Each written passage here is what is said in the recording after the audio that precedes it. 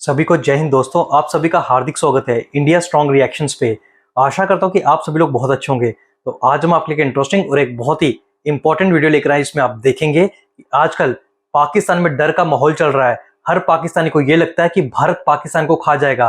तो इसी मुद्दे पे आप देखेंगे पाकिस्तान के दो मशहूर पत्रकार, एक तरफ आप देखेंगे कमर चीमा को जिनकी स्पेशल गेस्ट होंगी पाकिस्तान की वरिष्ठ पत्रकार और भारत में काफी ज्यादा मशहूर आरजू काजमी, और ये दोनों बात करेंगे हमारे प्यारे देश भारत के बारे में। और इस वीडियो में हम ना सिर्फ पाकिस्तान को एक्सपोज करेंगे बल्कि चीमा की चालाकियों को भी पकड़ेंगे। तो ये वीडियो काफी इंटरेस्टिंग होगी, आपको बहुत कुछ जानने को मिलेगा और मजा आएगा। तो इसे अंत तक देखें और चैनल पे नए हैं तो चैनल को सब्सक्राइब कर दें। जय हिंद, जय भारत। अमेरिका के क्यों इंडिया इतना खिलाफ हो रहा है? चले हम तो बुरे हैं, मतलब हमारे साथ तो उनके मसले हैं।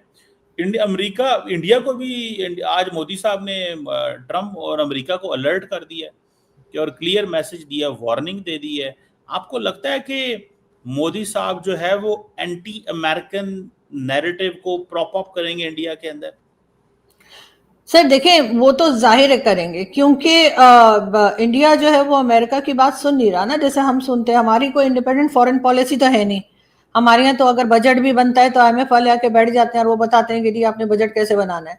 भारत में तो ऐसा नहीं होता। भारत को तो मैं पिछले 2-3 बल्कि 4-5 साल से जो भी इंडियन पैनलिस्ट या एम्बेसडर्स भी आते हैं उनसे भी मैंने कहा है कि आपको नहीं लगता कि अब अमेरिका जो है उसको ये चीज पसंद नहीं आएगी भारत की कि वो अपनी मर्जी से फैसले क्यों कर रहा है। तो उस वक्त कुछ लोगों ने तो इनकार किया कि नहीं नहीं, हमारी तो अमेरिका से बड़े अच्छे टर्म्स हैं और ऐसा नहीं होगा। लेकिन कुछ ने कहा कि हाँ ऐसा हो सकता है। तो मुझे तो यही लगता है कि अमेरिका जो है वो भारत के अगेंस्ट इसीलिए हो गया है कि अब उनको कह रहे हैं कि जी आप रशिया के साथ बिजनेस ना करें, या कोई और तरह की जो इंस्ट्रक्शंस दी जा रही हैं जो कि वो एज अ सुपर पावर समझते हैं कि उनकी बात सुनी जाए। तो जब वो नहीं सुनी जाएगी सर, तो फिर यही होगा कि जो हो रहा है अब उसमें दो ही रास्ते थे, या तो भारत मान जाता हर बात को और हर चीज में जी हुजूरी करके और उनके हिसाब से अमेरिका के हिसाब से चलते, या फिर उन्होंने जाहिर है कि तगड़ा जवाब दे दिया। तो ये तो होना ही था ना। किस चीज में तगड़ा जवाब दिया है? अच्छा, वैसे मैडम एक बात है, मैं मोदी साहब को देखता हूँ, वो कहते हैं जी कि हमने ऑपरेशन सिंदूर में हम सेल्फ रिलायंट है, हमने हर चीज अपनी इस्तेमाल की। S-400 अपना नहीं है, राफेल अपने नहीं है, तो जिन दो चीजों का सहारा लिया वो तो अपने नहीं है। लेकिन वो जो बातें बोल देते हैं, अब हम उन्हें क्या कह सकते हैं। सो मोदी साहब जो बोल देते हैं जरूरी तो नहीं वो बातें वजन रखती हो, ठीक है। वो अब देखे ना, वो ये की चीज कहते हैं ऑपरेशन सिंदूर में हम मुकम्मल सेल्फ रिलायंट। S-400 रशियन है और राफेल फ्रेंच है, लेकिन अवाम को क्या बताया कि अब हम आत्मनिर्भर है, भारत है, अब हम इंडिपेंडेंट है, सॉवरन है। आपको नहीं लगता ये अमेरिका वाली गेम के अंदर भी ये बाहर बातें और है और अंदर बातें और है मैडम? देखिए सर, अमेरिका के बगैर गुजारा तो बहरहाल किसी कंट्री का नहीं है, चाहे वो भारत ही क्यों ना हो। अभी ना सही कुछ टाइम के बाद जो है उनको फिर बातचीत तो करनी ही होगी। अब उसमें कौन किस लेवल पे चला जाता है वो तो सर बाद में ही पता लगेगा। लेकिन डेफिनेटली भारत जो है वो इस वक्त जिस तरह से आगे जा रहा है, और वो चाइना के साथ जो हो गए तो वो भी एक तरह से अमेरिका को चिढ़ाने वाली बात है ना, क्योंकि चाइना और अमेरिका की भी नहीं बनती। लेकिन चाइना तो हमारा दोस्त है, लेकिन वो इस वक्त भारत के साथ दिखाई दे रहा है। तो ये बात तो हमें फिक्रमंद हो जाना चाहिए इस चीज को भी लेकर। बाकी तो सर जाहिर है हथियार और मिसाइल्स या कोई और चीज जो है वो पूरी तरीके से तो ना अभी भारत बनाता है ना ही कोई और कंट्री ने, तो किसी और से लेना ही पड़ेगा। अब बाकी चीजों में जरूर जो अमेरिका से आ रही है उसको टैरिफ को लेकर जो है वो जरूर मोदी जी के बार बार स्टेटमेंट्स आ रहे हैं कि जो मेड इन इंडिया है उसको इस्तेमाल किया जाए ताकि लोग जो है वो कम से कम टैरिफ जो है वो देना पड़े अमेरिका को। वो चीज तो चल रही है। लेकिन सर जब ये पॉलिटिशियंस बात करते हैं तो 2-4 चीजें एक्स्ट्रा भी जोड़ देते हैं, ये तो आप भी जानते हैं। तो उसमें इतना ना तो उनकी पब्लिक सीरियस होती है और ना हमारी पब्लिक हमारे लोगों की बात सुन के कोई सीरियस। चीमा, मैं तुम्हें बता दूं कि भारत ना कभी किसी से डरा था और ना भारत कभी किसी से डरेगा। और प्रधानमंत्री मोदी के पीछे 140 करोड़ सच्चे भारतीयों का साथ है। तो भारत को किसी से भी घबराने की जरूरत नहीं है, चाहे वो अमेरिका क्यों ना हो। भारत अमेरिका की ना जी हजूरी करेगा ना ट्रंप की दादागिरी को चलने देगा। ये बूट पॉलिश का काम सिर्फ तुम पाकिस्तानियों का है और जी हजूरी सिर्फ पाकिस्तानी करते हैं। अगर तुम्हें यह लगता है कि भारत का अमेरिका के बिना गुजारा नहीं है तो ये बात भी याद रखना कि अमेरिका का भी भारत के बिना गुजारा नहीं है। ना सिर्फ अमेरिका बल्कि पूरी यूरोपियन यूनियन से लेके हर देश को आज भारत की जरूरत है। यार चीमा, कभी तो कॉमन सेंस यूज कर लिया करो। क्या दुनिया में कोई ऐसा देश है जो सब कुछ खुद बनाता हो, चाहे वो हथियार हो या फिर एग्रीकल्चर हो? हर देश कहीं ना कहीं दूसरे देशों पे डिपेंडेंट होता है, इसलिए हम पूरी दुनिया को ग्लोबल विलेज भी कहते हैं। पर शायद ये बातें तुम्हारी मदरसा की किताबों में पढ़ाई नहीं जाती। उस देश से हम क्या ही उम्मीद करेंगे जहां पे पाकिस्तानी आर्मी का सबसे बड़ा ऑफिसर यानी कि फील्ड मार्शल आसिम मुनीर ये कहता है कि अगर हम डूबेंगे तो आधी दुनिया को साथ में लेकर डूबेंगे। ऐसी गिरी हुई सोच है पाकिस्तानी जनरल्स और फील्ड मार्शल की। तो सोचो कि एक आम पाकिस्तानी क्या ही सोच रखता होगा। लेकिन मैडम एक बात बताएं, आपने ये चाइना का जिक्र किया, आपको लगता है कि पाकिस्तान चाइना से दूर हो रहा है? जो आप बात कर रही हैं इंडिया चाइना के करीब हो रहा है, डू यू थिंक दिस? नहीं सर, दूर तो हम नहीं हो सकते। हमने इतना पैसा खा रखा है कि अगर हम चाहें भी तो हम दूर नहीं हो पाएंगे, क्योंकि चाइना जो है उसका हमने इतना पैसा या फंसा दिया है कि बेचारे का ना तो सीपैक बना रहे हैं और ना बंद कर रहे हैं। कोई चक्कर ही समझ नहीं आ रही चाइनीज को। लेकिन हाँ, भारत से अगर उनके टर्म्स बेहतर होते चले गए तो यकीनन वो थोड़ा बहुत हमें टफ टाइम जरूर दे सकते हैं, क्योंकि हमारे यहाँ तो एक ये सोच है ना कि जी हमारे खिलाफ कर देते हैं। जैसे कई बार ये भी कहा जाता है कि जी अगर वही जो हमने पहले भी बात की थी मेजर गौरव आर्या की कि जी अगर आपको लोन जो है वो जनवरी में मिलना है तो उसके वजह अक्टूबर में दे दें ताकि वो पाकिस्तान को थोड़ा टफ टाइम मिले। तो हो सकता है चाइना के साथ भी कोई इस तरह की बात हो कि वो चाइना ने हमें कोई पैसा वैसा देना हो तो उसको थोड़ा डिले कर दिया जाए। लेकिन बहरहाल ये दो बड़ी कंट्रीज या दो ऐसी कंट्रीज जिनकी इकोनॉमी जो है वो काफी अच्छी है, उनके दरमियान दोस्ती है, उसमें हमारा कोई लेना देना ही नहीं है। हम तो चाइना जाते हैं बार बार पैसा मांगने के लिए या कोई ना कोई किस्म का मदद लेने के लिए जाते हैं, उसके अलावा तो हमारा कोई काम नहीं। हम ऐसी क्या चीज है जो हम चाइना को दे रहे हैं? कुछ भी नहीं। यहाँ सीपैक बन रहा है, उसमें भी दबा के करप्शन हो रही है 12 साल में, कुछ भी उसमें नहीं हुआ है। सभी लोग जानते हैं उसकी हकीकत भी, और कौन कौन पैसा खा के भाग गया, आसिम सलीम बाजवा और जिनके पिज्जा फ्रेंचाइज और क्या कुछ है, तो वो भी लोगों को मालूम है। दूसरी तरफ उनका चाबहार पोर्ट जो है वो भी ठीक ठाक चल रहा है, और इधर से अगर उनकी बातचीत चाइना से अच्छी हो गई, जो कि लग रहा है कि अभी कुछ अरसे चलेगी, तो यकीनन पाकिस्तान का तो उसमें नुकसान ही है और कुछ नहीं। तो हमें तो ये डर तो लगा ही रहेगा ना कि कहीं चाइना भी ना हमारे पास से निकल ना जाए। अगर कुछ वापस नहीं ले सकता तो मजीद कुछ और देने में हो सकता है कि चाइना जो है वो मना कर दे पाकिस्तान को, फंड मजीद ना दे। मैडम आप ऐसी क्यों बातें कर रही हैं?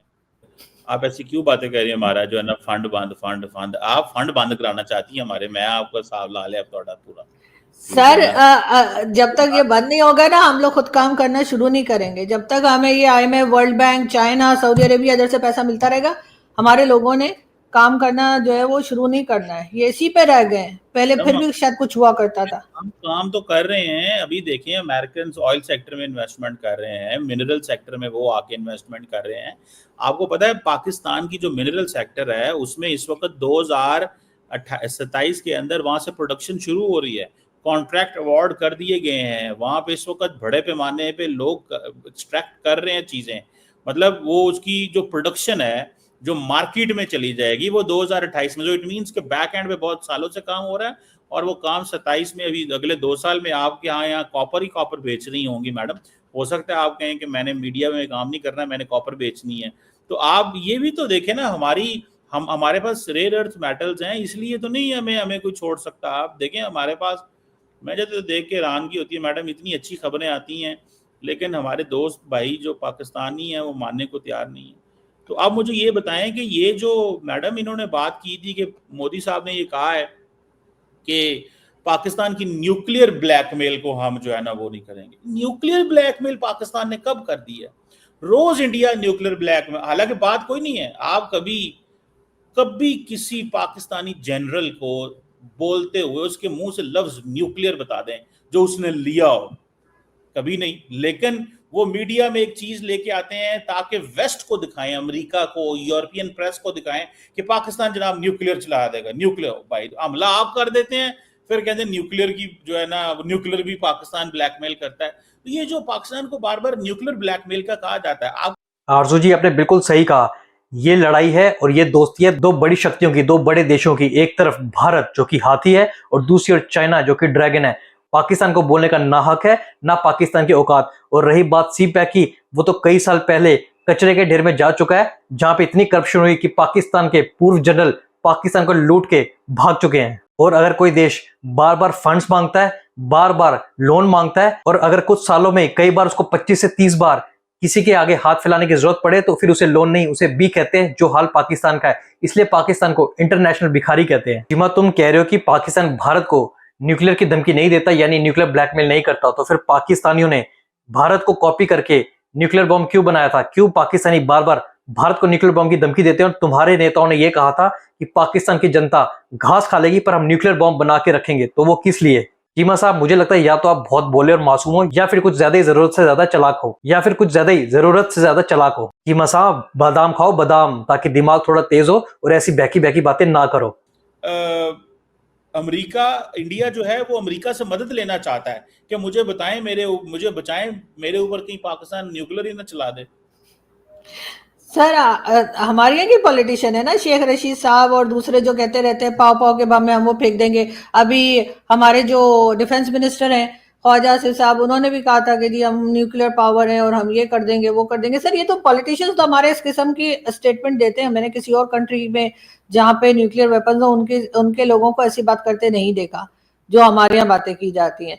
तो उसी को लेकर उन्होंने कहा होगा कि भाई इतने मिच्योर किस्म के लोग हैं जो हर वक्त यही बात करते रहते हैं कि जी हम न्यूक्लियर मार देंगे या ये न्यूक्लियर वॉर छेड़ देंगे।